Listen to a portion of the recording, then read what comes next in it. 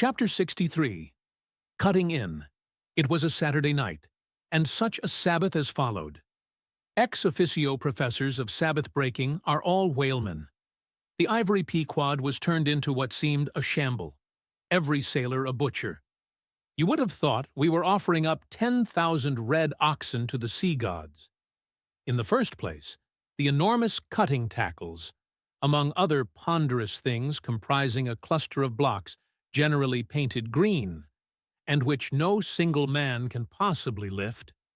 This vast bunch of grapes was swayed up to the maintop and firmly lashed to the lower masthead, the strongest point anywhere above a ship's deck.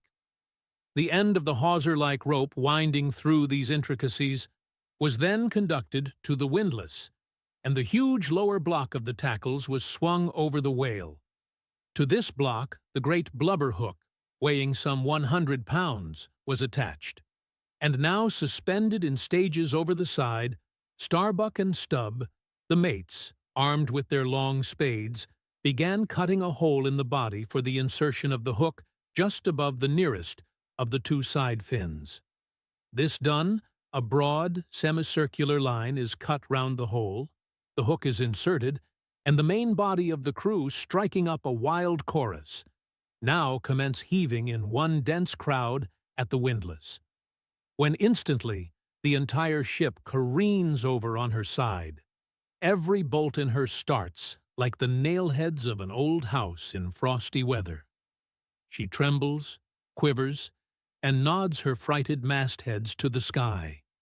More and more she leans over to the whale, while every gasping heave of the windlass is answered by a helping heave from the billows, till at last a swift, startling snap is heard. With a great swash, the ship rolls upwards and backwards from the whale, and the triumphant tackle rises into sight, dragging after it the disengaged semicircular end of the first strip of blubber. Now, as the blubber envelopes the whale precisely as the rind does an orange, so is it stripped off from the body precisely as an orange is sometimes stripped by spiralizing it.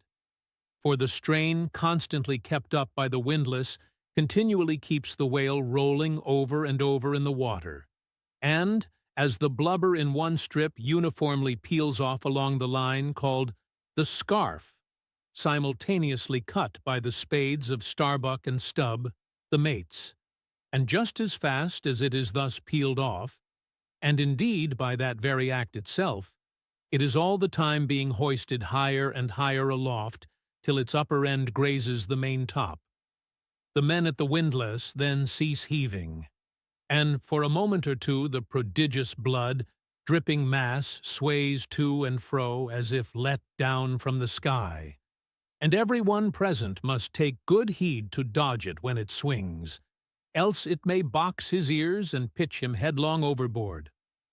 One of the attending harpooneers now advances with a long, keen weapon called a boarding sword, and watching his chance, he dexterously slices out a considerable hole in the lower part of the swaying mass.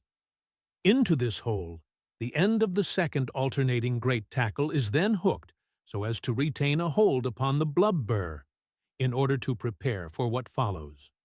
Whereupon, this accomplished swords, man, warning all hands to stand off, once more makes a scientific dash at the mass, and with a few sidelong, desperate, lunging slicings, severs it completely in twain, so that while the short lower part is still fast, the long upper strip, called a blanket piece, swings clear, and is all ready for lowering.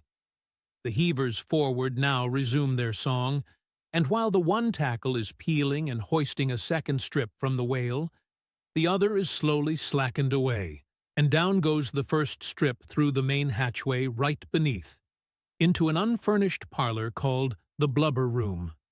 Into this twilight apartment, sundry nimble hands keep coiling away the long blanket piece, as if it were a great live mass of plaited serpents, and thus the work proceeds, the two tackles hoisting and lowering simultaneously, both whale and windlass heaving, the heavers singing, the blubber room gentlemen coiling, the mates scarfing, the ship straining, and all hands swearing occasionally by way of assuaging the general friction.